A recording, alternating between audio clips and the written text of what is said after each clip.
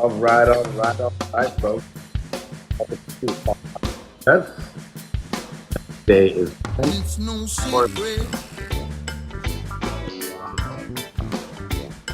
It's plain to see. show up and up our portrait. I love you, and you love me. It's no secret. You know it's true. Hi, Daniela. Welcome. Yes, Ben Morrison You is up, love and me. Ben Morrison is in the building. I love you.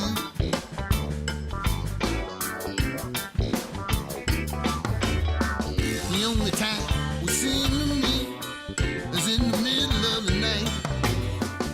Only then can I feel your heartbeat. Till something's not right. Together I see you and me, always and all time. And But not everyone would agree. For them it's a crime, it's no secret. It's plain to see. Yes, I love you, and you love me. welcome, everyone. And it's no secret. You know it's true. You love me. All right. Welcome, Ben. Let me invite you to video. Welcome, ladies and gentlemen, to Paul Vato Presents. My guest today is Ben Morrison, actor, writer, comedian, stand-up comedian. Yes, let's round of applause for Mr. Ben Morrison. Thank you guys so much for being here, and welcome to another episode of Paul Vato Presents. Ben, welcome, buddy. How are you doing today? I'm good. It has been a very fun day. I'm launching my first paid partnership video campaign, but I've had problems with the Instagram app. So I'm chatting with Meta support right now, trying to get this launched. So it's been a real making your way in the world today in 2022 kind of day. I hear you. It's all about tech and new platforms. So thank you for joining us on Fireside, which is owned by Mark Cuban and started by Fallon Fatemi. So thank you so much for joining us. Oh, this is a Cuban app. That's why you asked me about the HDNet show. I did. I saw a connection there. And if you don't mind, I'd love to talk about that. I know that you've worked somehow with Mark Cuban, or at least on one of his projects. Kinda.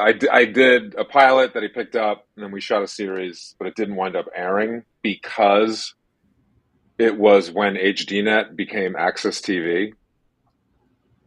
So we had made a comedy series for HDNet, but then in that process, the whole format changed to live music and concert and ticketing. So it never saw the light of day. Some of the best work I've ever done, I still believe. I know that's amazing, and it's too bad. Now, do you have access to that? Like, could you access? Sorry, could There's you? one there's one sketch online that's just insane. The premise of the show was that I was pretending to be hosting all these different reality shows. So we'd go and do all this crazy shit as if we were shooting some outlandish reality show.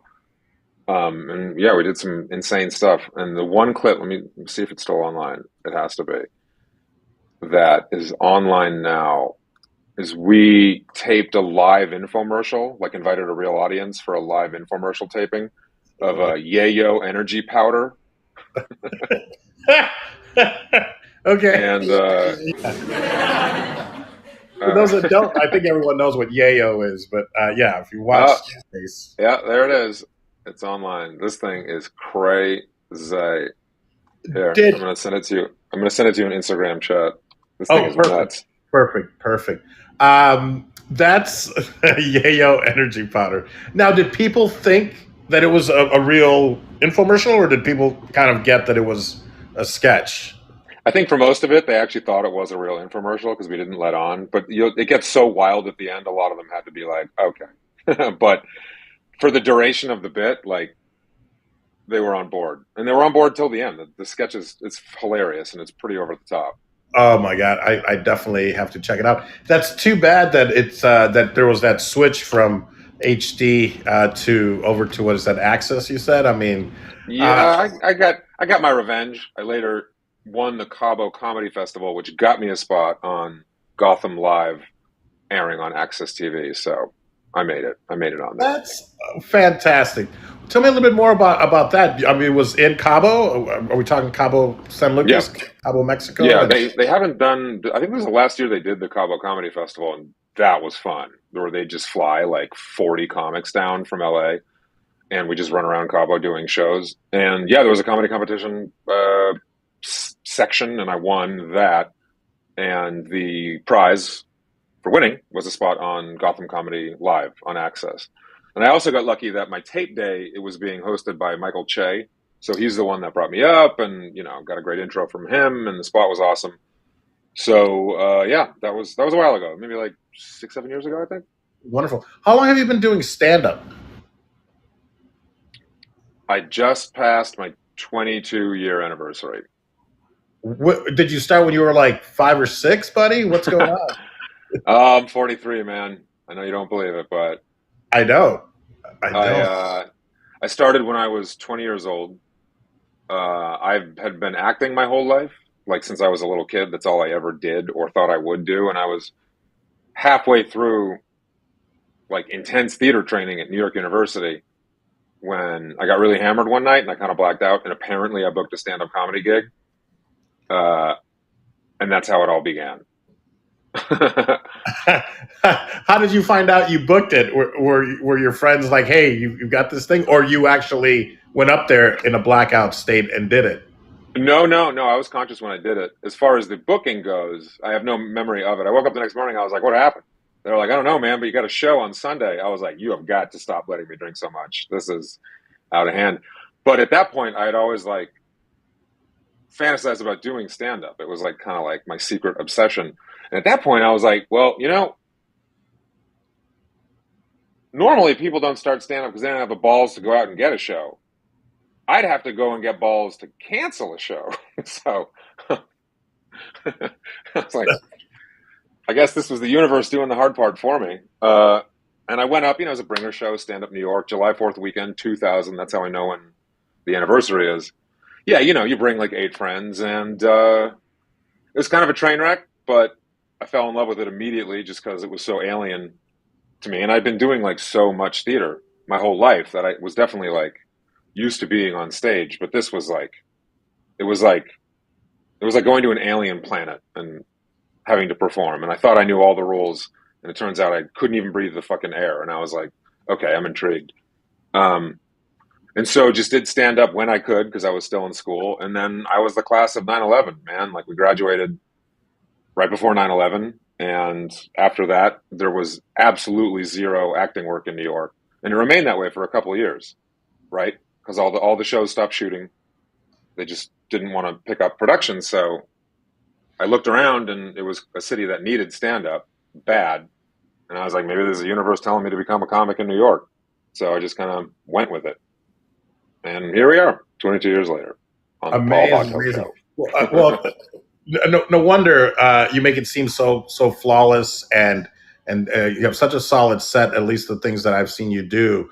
Uh, and I think, I mean, of course, that's the thing. It's stand-ups make it look so easy that people think, oh, I can do that, but it's not, man. It's 22 years of that whole adage of I'm an overnight success that only took me 22 years, but Oh, that's yeah. fantastic because yeah, you do make it seem so effortless. I guess is the thing, but I mean, what's been really cool has been just what has happened this year. The reason that you found me is like I started cutting my comedy clips. Like, and I've always been like a big like nerd.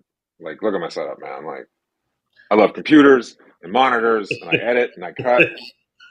And amazing, seriously, amazing. man, like I've been outside of the system my whole career, but I've I've had a career because I've just had to learn how to do everything, because I do love learning how to do everything, from cutting to producing to editing, as well as doing the comedy. And I had all this gear, like I edit, and I always just tape my shows. So I have like, no joke, 20 years of my stand up comedy on tape. So I was like, why don't I just start cutting little clips? Because it seemed like all of the apps were converging into one thing for the first time ever, right? Like, it started with TikTok doing the vertical videos. Mm-hmm. Everyone saw how insanely addicting that was. So Instagram copied TikTok. Then YouTube was like, we want some of that short video pile. So they began shorts. And I saw all these competing things that you never knew what to focus on becoming one thing. And I was like, I can just cut clips, and one video goes three separate places and can get three separate audiences. And it's been amazing. It's like the best thing I've ever done. And I think the reason it's worked so well is because, like, I'm not like a new comic who knows how to edit, so I'm just taping all of my new jokes. Um, I have, 15 years of stand up on tape from traveling all over the country and comedy clubs, just doing real jokes that I've been grinding on for years and just getting them online. So I think when people look at my feed and start watching the videos, it's not me just fucking around with crowd work. It's like almost all of my videos are real, actual material, and not just crowd work, crowd work, crowd work. Because I have this huge archive of footage to draw upon, and because I know how to shoot my shows, I can go up and say, okay, what joke hasn't been recent or didn't get enough views, and I'll just redo the bit on stage, and I'll go and cut it, and I'll put it up. So, Amazing. And I feel like at first, and please correct me if I'm wrong, you had to almost choose one platform to really dedicate your time to, but now they don't care as far as you using one clip to put it up on TikTok, put it up on YouTube, mm-hmm, put it up on Facebook, all of them. yeah, So it's nice to be able to shoot something once and repurpose it across all these mm-hmm. platforms. I wish somebody would have something that we could just upload once and it would distribute it to all those platforms. But Yeah, like a tweet deck, or the way it used to be before, like logging in became so complex. I dig that, but I think honestly, if you just automate your upload process, it doesn't have to be a long process. Like, it started with TikTok, just doing the videos, and then I was like, well, Instagram Reels is the same thing. Let's just put this on Instagram Reels. And then what I like is that you can get like four different potential bounces from each clip, and not just one clip, one social network, which is cool. Um, and uploading one by one, it doesn't take that long if you just cut and paste a description and stuff like that. So it can be done. And there are definite advantages to doing it within each app, in terms of how the app treats you. So I'm just learning all of these things as I'm doing it, and that led to the brand sponsorship thing with the butt wipe company, who makes like the best butt wipes I've ever used. So, are those the only butt wipes you've ever used? Oh, and are they? oh no, I've used all the butt wipes. I have a one man show that I've been doing for 20 years called The Comedian's Guide to Crohn's, about living with Crohn's disease, the intestinal disorder, the poop disease, which I got diagnosed with senior year of high school. So, because of that comedy show about living with intestinal disease, and frankly being in the bathroom all the time, I've like developed a whole community of people who have Crohn's and colitis, who just love bathroom humor. And then I just sent out a joke I already had been doing about, why did we ever stop using butt wipes, baby wipes, as in the clip, you know? Like, at what point we were like, okay, he's not a baby anymore. We can no longer wipe his butt with soft, pre-moistened towelettes. Just rub some tree bark on there like the rest of America. I just sent the joke out, and then they saw it because of visibility online, and then re-storied it. And I hit them up, and I was like, hey, I write and direct. I've written and directed Branded for years. I'd love to pitch you an idea. And they said yes. And we're launched a little commercial I made for them in my bathroom today, although not on Instagram because I'm having trouble with meta support, but they'll figure it out, I hope. But it's really proven to me the whole, like, there's definitely kind of a big state change with how entertainment is getting distributed online. And it's happening so fast, no one really knows what the hell is happening. But if you can kind of find your niche, just stick to it, and as long as your product is slowly getting better, then you'll get a little following. And the people that do follow you are like really into what you do, which is awesome. Amazing. That is amazing. So congratulations on that brand deal, and that's going across all platforms as well. You'll put it up on Yeah, Instagram, TikTok. it's live on TikTok now, so people can check it out. My TikTok handle is the same as my handle is the same for anything. Ben the Morrison, one word. So it's live on TikTok now, and it's like a cute little commercial I did while literally sitting on the toilet in a suit, holding these butt wipes, and they legit are the best butt wipes I've used. But it's an example of like, okay, if I can just keep doing this, like if people watch the comedy, which allows me to do shows, to tape more comedy, to cut for the people, that I can then pay for this whole existence by creating fucking butt wipe commercials in my bathroom, then that's dope. I You know, mean, that's you have to poop anyways, so might as well get oh paid yeah, for oh yeah, definitely. I've always said that. Every time I do and no one's paying me, I can't enjoy it. I can't it. enjoy it. That's hilarious. I know, right? Yeah, Yeah, that's yeah, very funny. yeah. So Wonderful. how did you start doing this? Let me interview you, bro. Sure. Yeah, man. How'd you get into having your own show? Well, it started. I think with COVID and being locked in and my business closing for 3.5 4 months. I'm in the cigar business. I do comedy. I'm an Uh-huh. improviser. I've always wanted to do stand up. I've always been such a big fan of stand up. I've done it a handful of times. Steve Byrne was nice enough to bring me up, Mm-hmm. and I did like 5 minutes on New Year's Eve, maybe 4 years ago here in Vegas. Nice. So I say I kind of opened for him, almost ruined his show. Gary Cannon let me know that, which is nice. Yeah, Gary Cannon lets everyone know that. He does. He does. I try. Are you on his Facebook? What's that? Are you connected to him on Facebook? I am, and I read his comments. Yes. Oh my God. The flame wars between him, Gene Pompa, and Josh Nasser are mwah. Ah, yes, that couldn't be described any better than that. Yeah. Yes, so Gary Cannon was in the show. He was the host, but again, Steve Byrne was nice enough to let me come up and like I said, thanks for letting me almost ruin your show. I did 5 minutes and it was fun. It was a lot of fun. But my background is really in improv comedy, sketch and improv. I studied at Second City and Improv Hmm. Olympic and all that. But I've always also been a business owner and I kind of started that first. I owned a gourmet ice cream and coffee shop in the Chicagoland area, over Hell West yeah. Geneva, and then moved to Vegas. Well, moved to LA, did the acting thing, did shows like Mad TV and Cedric the Hmm. Entertainer Present, the Sarah Silverman Show, all that. I was on a soap opera, Bold and the Beautiful, because I'm both. For And beautiful. What'd you do on Bold and the Beautiful?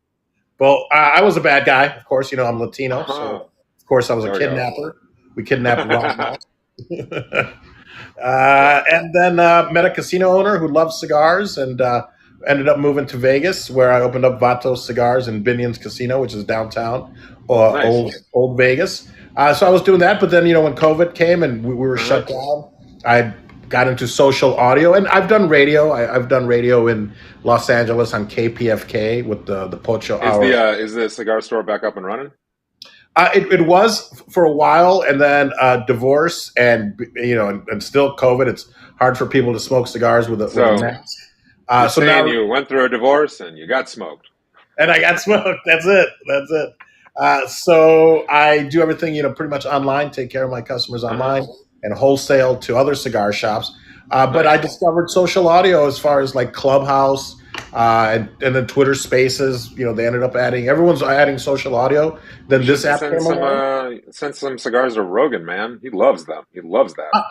You know what? That's I've got a great photo when Bert Kreischer was out here doing there was a Las Vegas stand-up show or comedy show uh, festival or something, and I have a photo with him. I gave him one. I have a cigar that's 18 inches long, so I have one. I gave one to Bert, and I'm going to send it to all the guys because now all these stand-ups are into smoking cigars, whether Yeah. it's Rogan or Tom Segura or It's because of Rogan, because they go on Rogan and smoke cigars. So the image of comics talking with cigar in hand has become like ubiquitous.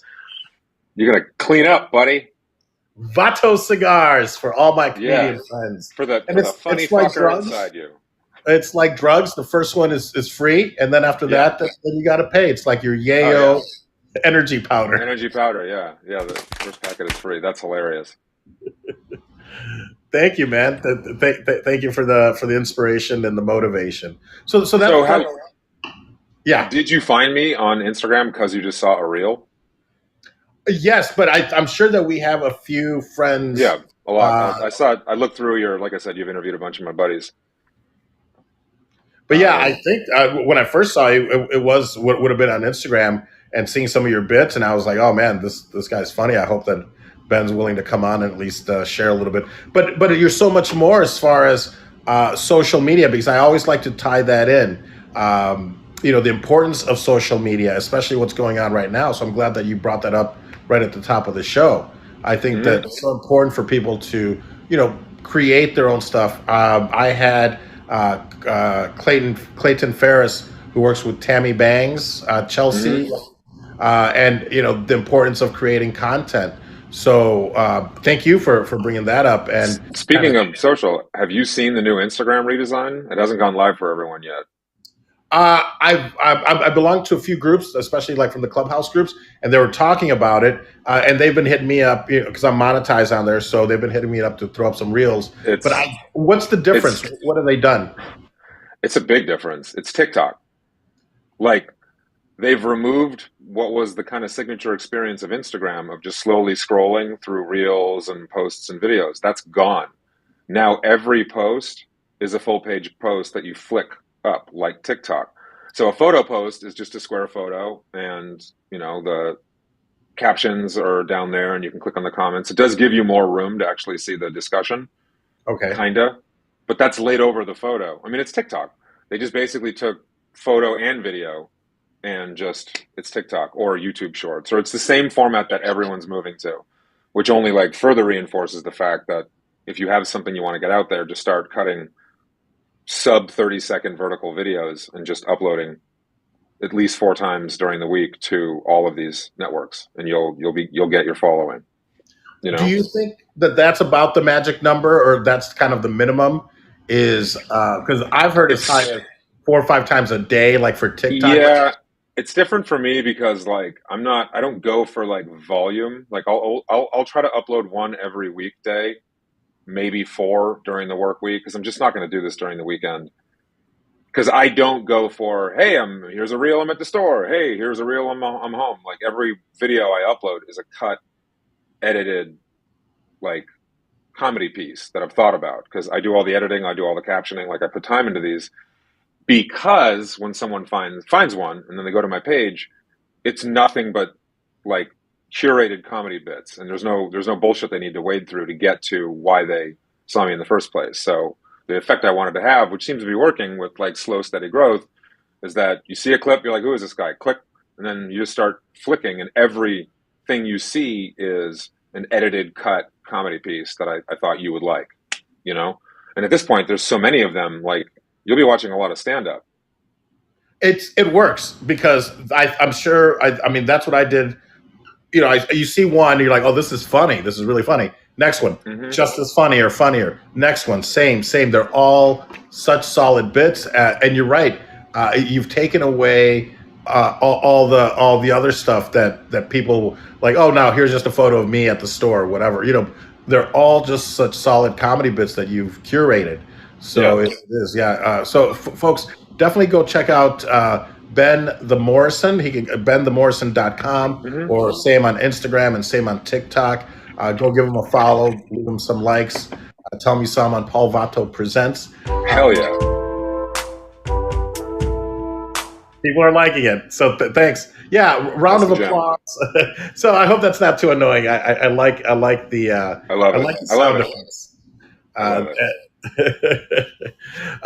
so what's next for Ben? Are you uh, performing right now? Do you have a set schedule, or are you on the Yeah, I road? mean, for anyone in the audience or who sees this, I live in LA, and I don't do a lot of road because I stay in town because I run a production company and I'm writing and directing a bunch of shit all the time. But I do perform in LA generally 2 to 3 times a week. I just did an hour at Flappers, which was great, little local headline spot. So the short answer is for the live experience, anyone who lives in LA, just follow my Instagram account, and I only promote like really good shows that I think are worth coming. Two, so if you see an upcoming show and you live in LA, go to it. It'll be a really good time. There'll be some big names on it with me. And the plan is, I'm actually producing and directing a stand-up comedy special for another comedian right now through my production company, Super Funny. So we're finishing up production, and I might be in Vegas in a month doing a couple nights of shooting with him. So I'll hit you up when we get there if that winds up happening, but it looks like it might. So once I'm done creating a stand-up special for him, I go into production on my own stand-up special. So I'm going to crowdfund and produce it myself because I know how to shoot it. I know how to cut it. I have my crew I work with, so I can and any comedians who are watching this, we can make Netflix level specials for under 30K. That was my next question, because I do have someone that I'd like to connect you with. Of course, no Mm-hmm. promises, but she's she's big. And she's doing another one person show. So I'd love to throw your hat in the mix if you have time. If you think if she wants to do like an 80-minute thing, because it's more of a Yeah, one I mean, show. that's really why I started my production company, Super Funny, because I've never been in the system. I beat my head against the wall for a long time trying to figure out the Hollywood game. And then I just kind of gave up and I was like, fuck it, because I just always had stand up and I could always make my money directing, writing something. And then I was like, why don't I just start a company to just do all this under one banner? Because at a certain point, I knew how to do everything that you would need to do for a production. And then just started making my own little movies and got brands involved and was able to hire my friends to be in them. And now I'm making stand-up comedy specials and now can do one for myself. So the bar of production has gotten low enough and the equipment that's available has gotten high enough to where if you just know how to do your job, you can be in contention for the streaming services. But now there's an even better argument to be made for just not doing that and just putting it on YouTube and promoting it, you know? That's amazing. It's like the perfect storm. We live in this such exciting time. Everything you said is just 100% on, where you don't have to even wait for Netflix to give you your special, or Hulu or Uh-huh. whomever. It's you put it up on YouTube. Look at Stavros, with doing his own special and putting it up on YouTube. Even Brandon, what's his name? Even Brandon Schwab. Bappa, are you on that? Are you on the Fighter and the Kid subreddit? Ooh, More gold, more gold. oh, I love it. I love it. I love all that.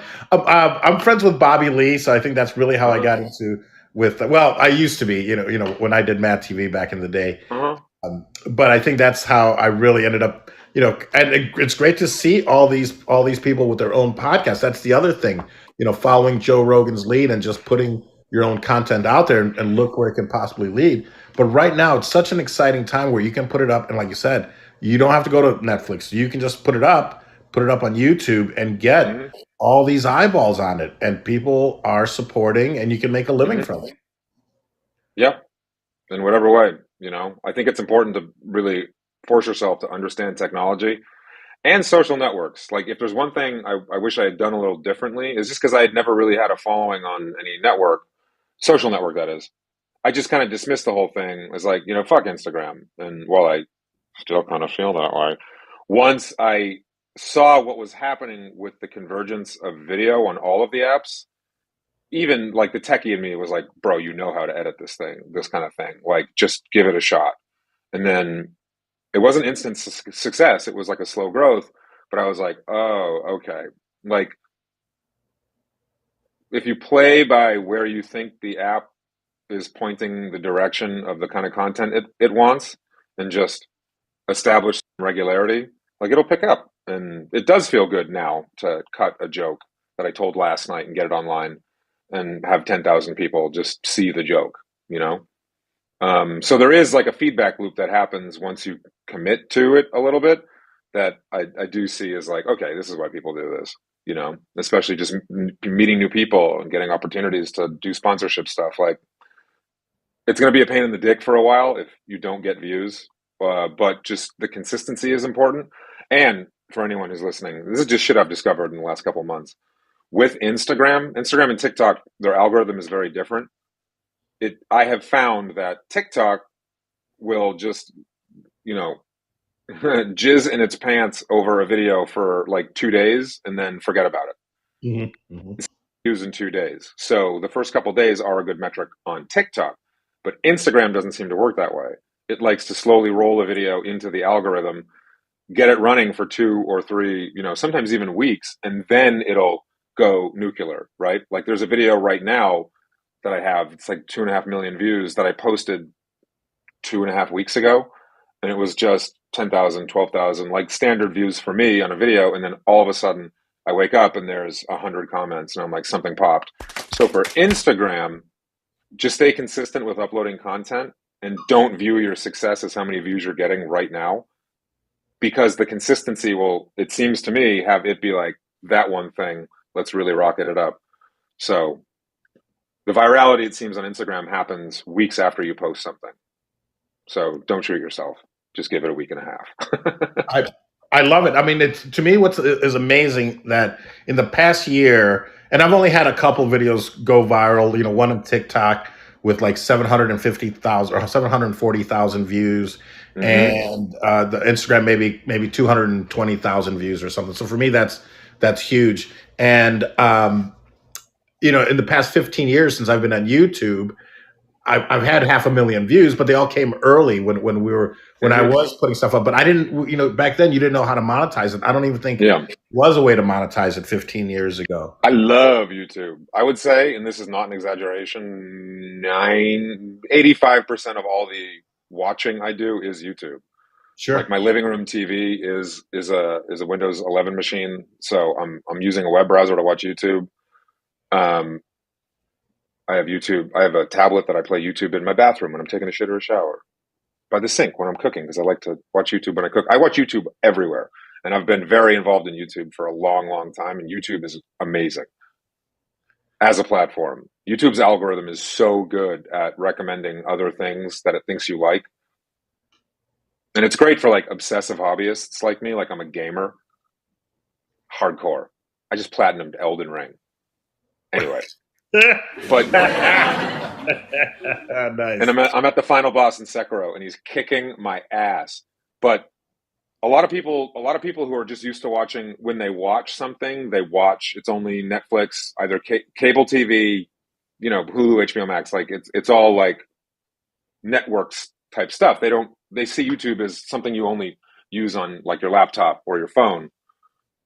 But anyone who just watches, like, you have a YouTube app on your flat screen, like, begin to explore YouTube and type in shit that you really like, and like specific is better.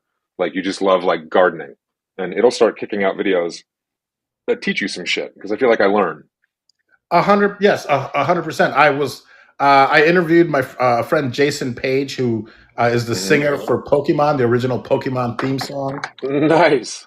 Then Tell me he's getting royalties. what's that? Tell me he's getting royalties. Well, I'm from his views on YouTube and from the Yeah. song. You know what? That's an interesting question. I'll have to ask him, but I know that that's what he does when he goes to the Comic Cons. I think right now he's in San Diego. So Hmm. it's affording him a living. I don't know if he's getting royalties from that song. I I don't doubt know. it, but yeah, the I have friends who are on the con circuit. They've been in like a famous project, and you can just, that's kind of a fun life if you don't mind like shaking hands with 1,000 people a day. Hey, at $20 or $30 or even $10 a piece, I'll shake Yeah. as many hands as there are to shake, because that's Hmm. exactly, they're selling their autographs and their headshots for $20, $50, $30, $50. Yeah, He's it's like selling. 20 bucks to sign my name. That's worth the COVID. It's worth it. I think it's worth it. Have enough you can pay for the cure. I don't know. Yeah.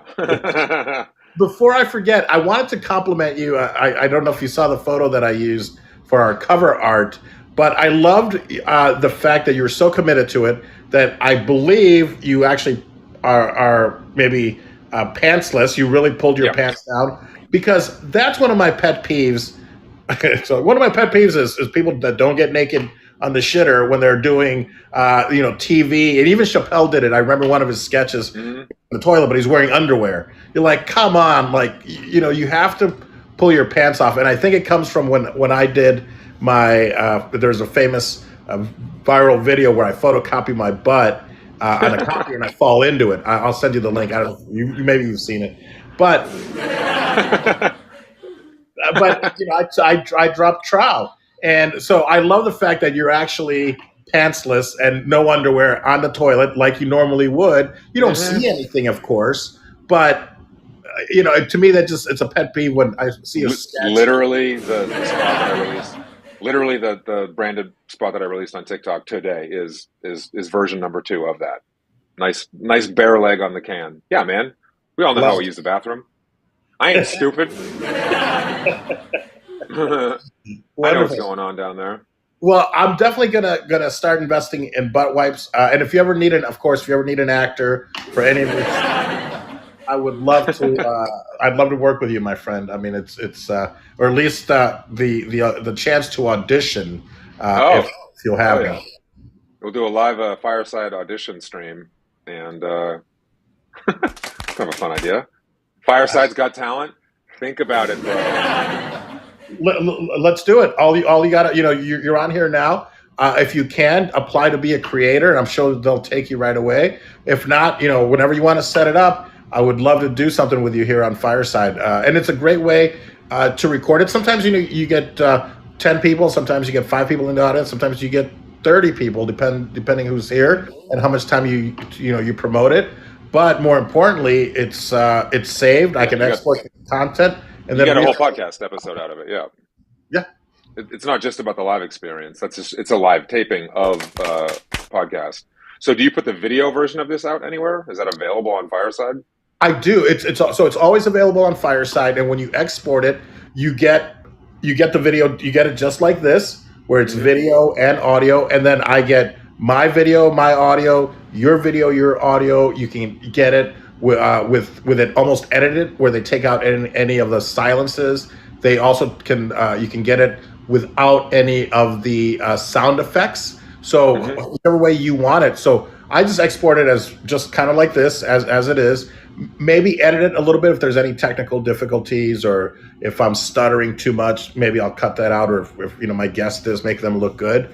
Add an intro, add an outro, and then put it up. Now, the nice thing is that right now, Spotify, they're really promoting their video podcasts. So I feel like they push it more if there's video on the Anchor app and on Spotify. And, Spotify owns Anchor. So I just use Anchor, and then it goes to all the platforms all over. And I've even signed up for, like, there's one called Ghana. I think that's from India. There's, the Asian platforms, podcasting platforms that are just for curating content. So I'm on all of those, and it seems to be working. We have fans from all over the world. It's amazing. I'd be like, I'm a hit in Bangladesh. How crazy is that going to be? Yeah. I'm famous in Germany, man. So absolutely. I just want to go to Ghana one day, on a vacation. There's billboards everywhere. I'm like, whoa, no one told me what was going down in Ghana. Ghana's Got Talent. Ghana's Got Talent.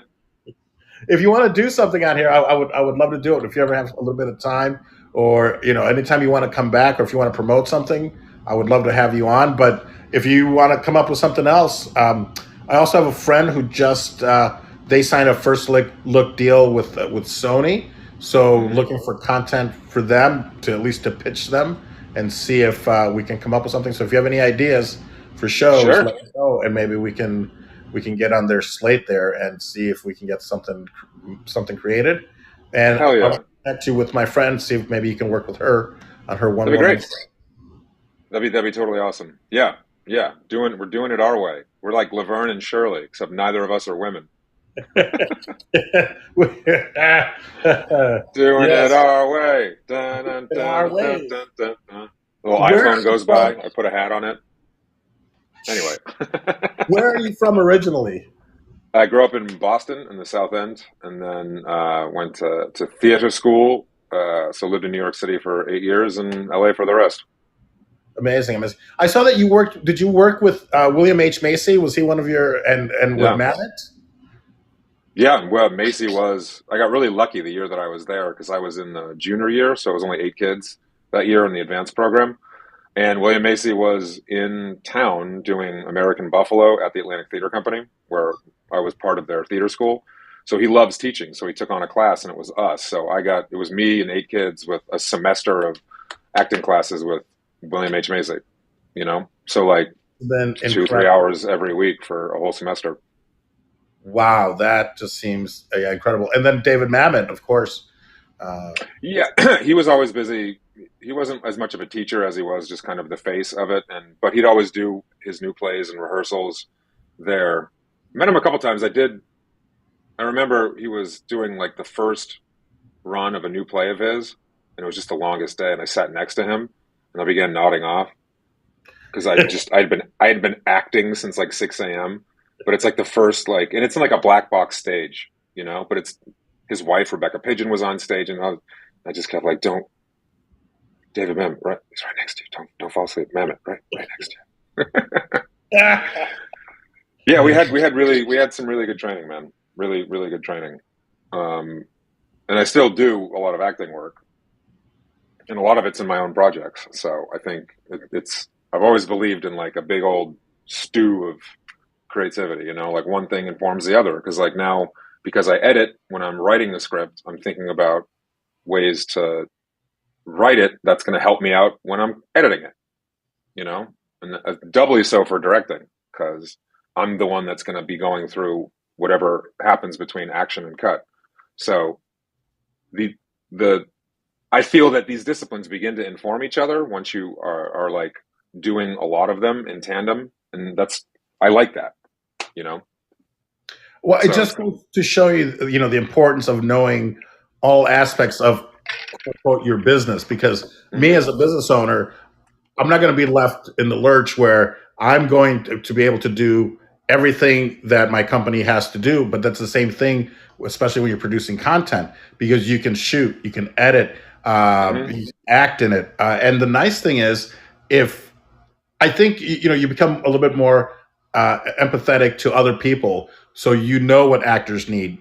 As an actor, you know what the director needs. You know what editors mhm, need.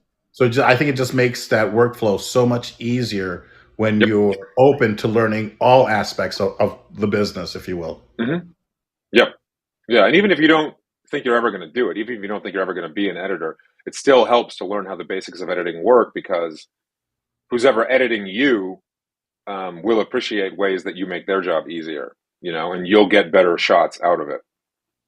So, yeah. That's it. 100%. Thank you. No one's Yeah, coming to save you, guys. Figure it out yourself.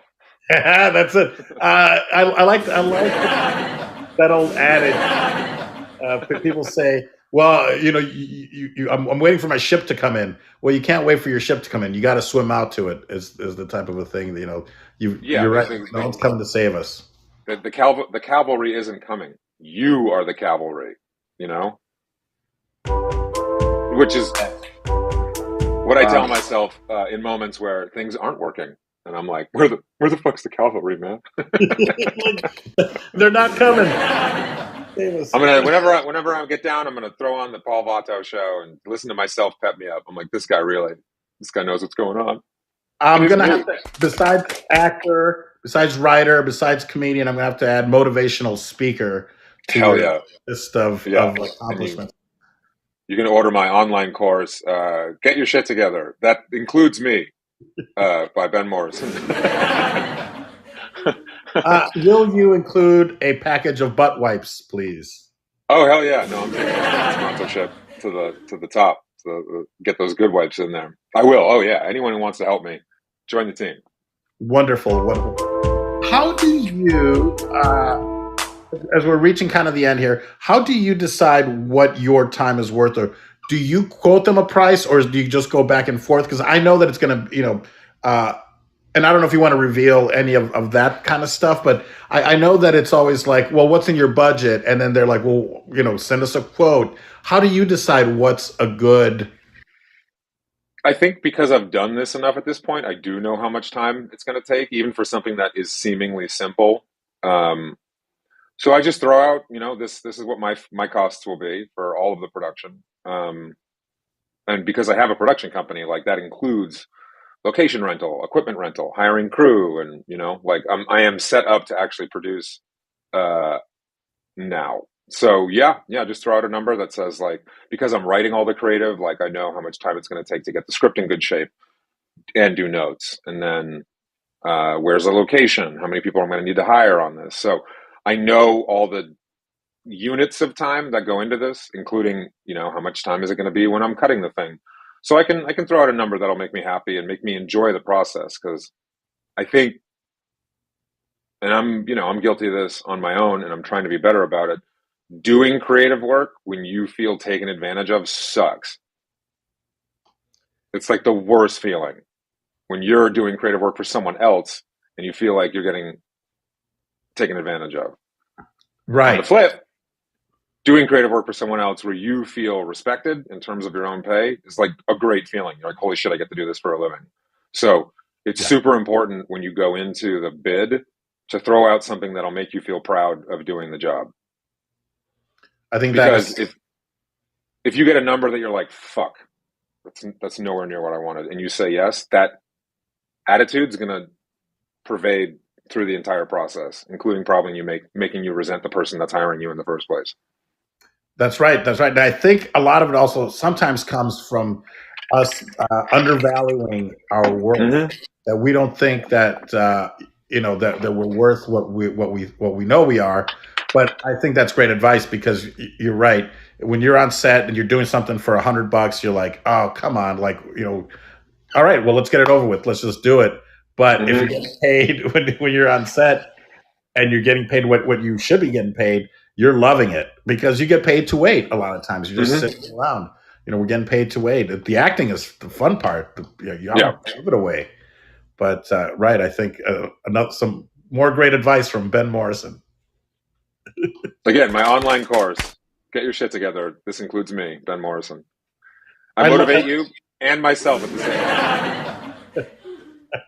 I love it. I love you definitely have a poop theme going through all of your There's work. there's there's a little bit there. There's a little bit there.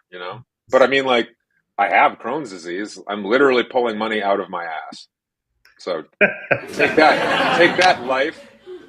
I have a joke in the show, and this is true. Like the moment I got diagnosed with Crohn's, it was the moment I realized I was meant to be a comedian because I had an incurable poop disease, and my initials are BM. Uh, I was like, I get it. I get it. BM, I didn't even catch that. Normally, I'm pretty good at catching stuff. That's There you fantastic. go. Love it, Ben. Ben, thank you so much, man. As we're winding up, I know that you have a hard out coming up. So thank you so much for spending some time with us and sharing your knowledge, your comedy, your Quick, knowledge. quick, quick, Yes. Yeah. quick, Final quick thought. thoughts or anything else Do you, that you'd like to promote? do you think that porn stars have a hard in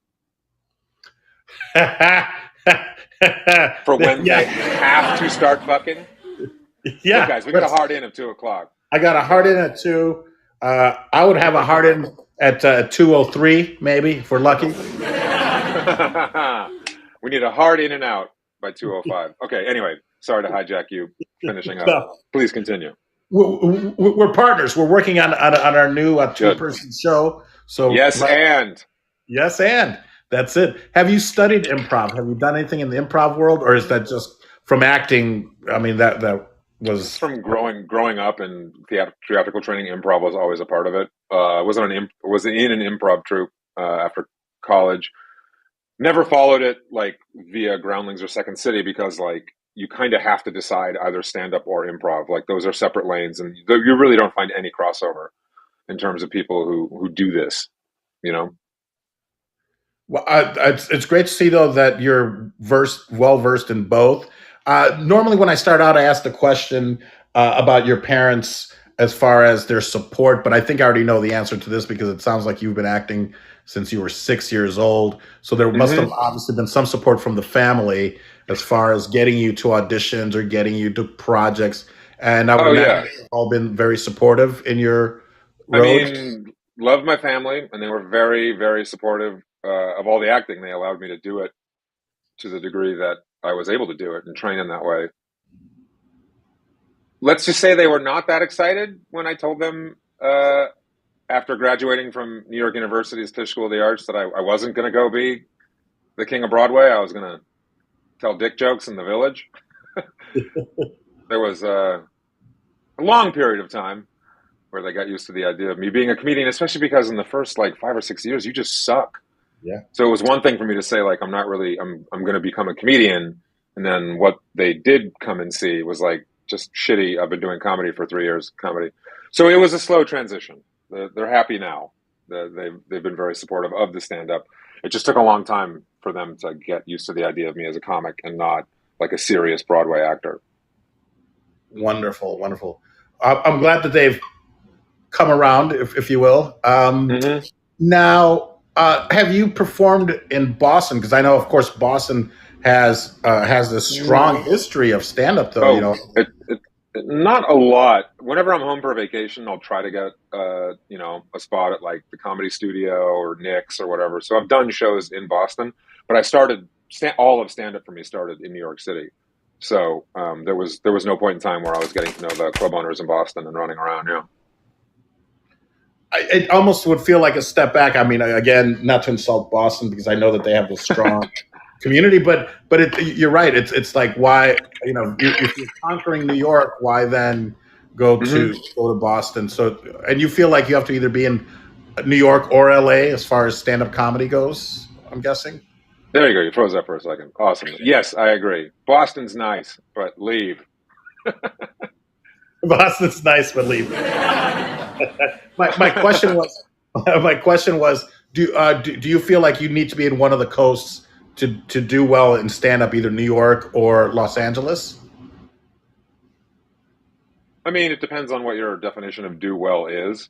Like, if you just want to actively be performing stand up in a scene that you find a home in, and you have no desire to escalate to, I want to be on TV, I just really love doing stand up, then stay where you are, in your community, hone your craft with your friends, and,